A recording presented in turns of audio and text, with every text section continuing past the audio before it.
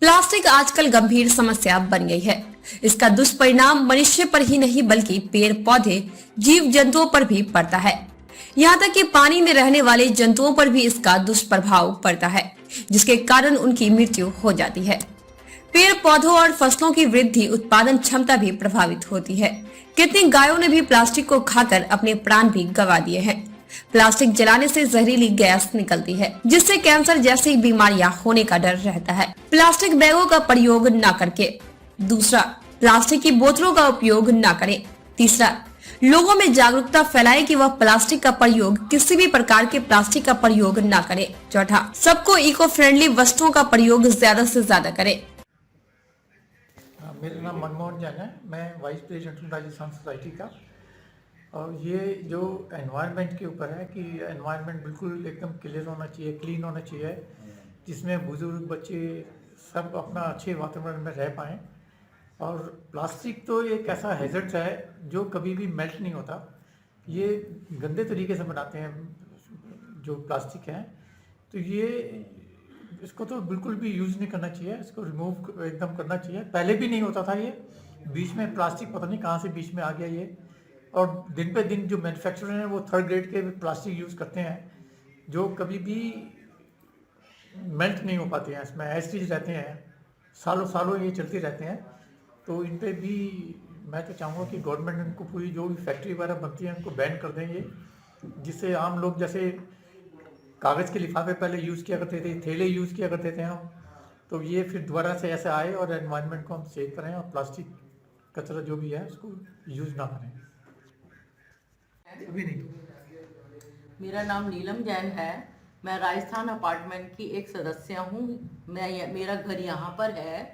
जो अभी सिंह साहब ने बोला है, हमारी सोसाइटी ने सबसे पहले करके दिखाया है। जो लोग सब्जी लेने जाते हैं, दूध ब्रेड लेने जाते हैं, तो लोग थैले लेके जाते हैं, और जो प्लास्टिक की थैली लेके आता है उसको वो सब्जी वाले सब्जी नहीं देते हैं, दूध ब्रेड वाले नहीं देते हैं। इसलिए यहाँ के सभी रहने वाले लोग अपने अपने थैले लेके जाते हैं कपड़े के, और वो उसमें लेके आते हैं। सबसे पहले ये हमारी सोसाइटी ने शुरू किया है। मुझे उम्मीद है और सोसाइटीज़ भी हमारी तरह ही देख करके इसको इंस्पायर हो करके वो भी इन्हीं चीज़ों का इस्तेमाल करेंगी और प्लास्टिक को अवॉइड करेंगी।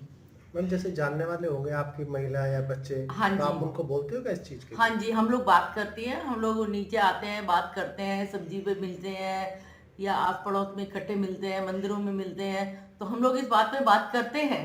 तो वो लोग भी कहती हैं कि हम लोग अपने थैले लेके जाते हैं घर से और उसी में सब्जी लेके आते हैं, उसी में दूध ब्रेड वगैरह लेके आते हैं। प्लास्टिक के थैले एकदम हमने छोड़ दिए हैं, ज़ीरो कर दिया है। तो हमारी सोसाइटी इसमें सबसे प्रथम पे है कि जिसने प्लास्टिक को ज़ीरो कर दिया है। मैं डॉक्टर सुरेंद्र यादव, सेक्टर 12 द्वारका से हूँ और मैं द्वारका प्रोग्रेसिव क्लब का एक्टिव मेंबर हूँ। हमने और राजस्थान अपार्टमेंट की प्रेसिडेंट की प्रयास से राजस्थान अपार्टमेंट को द्वारका का पहला सोसाइटी जो प्लास्टिक मुक्त हो चुका है, उसके लिए हम यहाँ के रेजिडेंट को, यहाँ के ऑफिस बेयरर्स को बहुत ही धन्यवाद देते हैं कि उनकी कोऑपरेशन से और द्वारका प्रोग्रेसिव क्लब से Rajasthan apartment sector 4 Dwarka plastic मुक्त हो चुका है। धन्यवाद। मैं PS Singh advocate, Rajasthan apartment का सेक्रेटरी। मैं ये कहना चाह रहा हूँ कि प्लास्टिक फ्री एनवायरनमेंट को बचाने के लिए प्लास्टिक फ्री द्वारका का जो संकल्प है हम लोगों का, उसे हमारी सोसाइटी ने शुरू किया है। अभी 100% हम लोग उसको लागू करने जा रहे हैं और जीरो जो है सो कचरा माने वो वेस्ट निकले, इसके लिए भी आगे भी हम लोग सोच रहे हैं। क्योंकि देखिए पूरे दुनिया में जो भी कचरा निकलता है उसमें सबसे ज़्यादा प्लास्टिक ही होता है, और ये प्लास्टिक हेल्थ के लिए हैजार्डस है, एनवायरनमेंट के लिए बहुत ही नुकसान ये देता है, एनवायरनमेंट को ख़राब कर रहा है। हमारा हवा, पानी सब इससे माने प्रदूषित हो रहा है। इसको रोकना बहुत ही आवश्यक है। हमारे देश के प्रधानमंत्री ने जो है स्वच्छ भारत अभियान शुरू किया, उसके भी कई साल हो गए, लेकिन स्वच्छता के तरफ हम माने जिस तेजी से बढ़ना चाहिए उस तेजी से नहीं लगेगा, तब तक ये काम पूरा नहीं होगा। ये जो क्लीन एनवायरनमेंट जो कि प्रकृति ने हमें दिया है उसको उसी रूप में रखना, उसको जो है सो माने क्लीन फॉर्म में ही रखना, ये हमारा जो है सो परम धर्म कर्तव्य है। इसे हमें जरूर पालन करना चाहिए और इसके लिए हमें काम करना चाहिए। पीएस सिंह जी, जैसे आप एडवोकेट हो और लोग आपको ज़्यादा आपको जानते भी हैं, तो आप क्या इसमें औरों को भी बताने की कोशिश करोगे कि भाई हम ऐसा कर रहे हैं, हमारी सोसाइटी में ऐसा हो रहा है और आप भी ऐसा कीजिए? आजकल ये सोशल मीडिया का जमाना है। सोशल मीडिया के मार्फत जो है सो हमें इस कैंपेन को हर घर तक, हर परिवार तक, हर व्यक्ति तक पहुंचाना चाहिए, क्योंकि उस व्यक्ति में जब तक जागरूकता नहीं होगा तब तक ये काम हमारा पूरा नहीं होगा। आदमी को दिल से जागरूक होना पड़ेगा, तभी जो है सो इसके महत्व को लोग समझेंगे और इसके लिए जो है सो आगे बढ़ेंगे और समाज जो है सो जागरूक होगा तो जो एनवायरनमेंट हमारा क्लीन होगा। हम प्लास्टिक अभी गवर्नमेंट भी चाह रही है 1 जुलाई से संभवतः गवर्नमेंट अनाउंस कर रही है कि जो सिंगल यूज प्लास्टिक है उस पर कंप्लीट बैन हो जाएगा। पहले भी कई बार ये सरकार कोशिश करी बैन करने की, लेकिन उसमें क्या है कि हमें अपने आप को जागरूक करना पड़ेगा, क्योंकि हम जब ये यूज करना बंद कर देंगे तभी बंद होगा। अगर हम बंद नहीं करेंगे और दूसरी जगह कहीं प्लास्टिक मिल रहा है, हम जहाँ भी जाते हैं हर चीज़ पॉलीथीन में लेके आते हैं, दिन भर में पानी पीते हैं तो बोतल खरीद के पानी पी लेते हैं और बोतल को फेंक देते हैं, तो उससे कितना कचरा फैल रहा है। इसके लिए हमें सोचना चाहिए। अगर हम एक थर्मस अपने पास रखें, जहाँ भी जाते हैं अपना थर्मस में पानी लेके जाएंगे तो पानी के पैसे भी बचेंगे, स्वच्छ जल हमें मिलेगा और प्रदूषण से भी राहत मिलेगी। और जो 5 बोतल जो हर दिन में हम 5 लीटर पीते हैं और फेंक देते हैं, तो उसको रोका जा सकता है। तो छोटी छोटी चीज़ें घर में जो प्लास्टिक जो पॉलीथीन आता है, चाहे और भी जो ऐसी चीज़ें हैं जो पॉलीथीन में पैक होके आता है, तो उस पर थोड़ा ध्यान रखें, उसको ठीक से उसका डिस्पोजल हो और कम से कम पॉलीथीन का यूज करेंगे तो हम इस दिशा में आगे बढ़ पाएंगे। Thank you. Dwarka progressive club का पर्यावरण पे जो कार्यक्रम चल रहा है उसमें प्लास्टिक मुक्त भारत अभियान हमने 1 अक्टूबर से शुरू किया था और प्लास्टिक मुक्त द्वारका हमने दशहरे वाले दिन शुरू किया था 2021 में।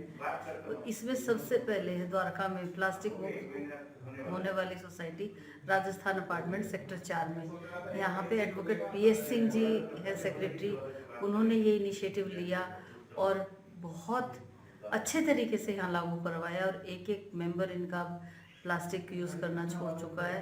इनके सोसाइटी में 2 शॉप हैं, वो भी पूरी तरह से प्लास्टिक मुक्त हो गई हैं और सारे मेंबर्स भी अपने कपड़े के थैले लेके जाते हैं और प्लास्टिक की थैलियाँ उन्होंने बिल्कुल छोड़ दी हैं।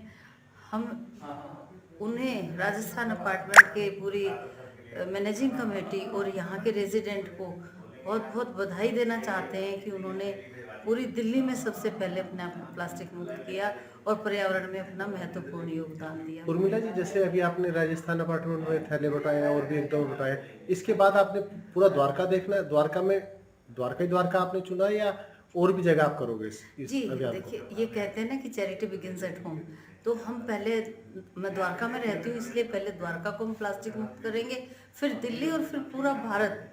हम इस अभियान को पूरे भारत तक लेके जाएंगे, छोटे से शुरू करके और फिर पूरे भारत में हम। अगर कोई और भी स्पॉन्सर करना चाहे तो आप कैसे कर सकते हैं? आप किसमें? जी, इसमें हमें सबके सहयोग की आवश्यकता है, समाज का सहयोग होगा। अगर सब लोग इसमें सहयोग करें, स्पॉन्सर करें, तो ये बहुत अच्छे से आराम से ये अभियान चल सकता है। हमारे ऊपर भी बोझ नहीं आएगा।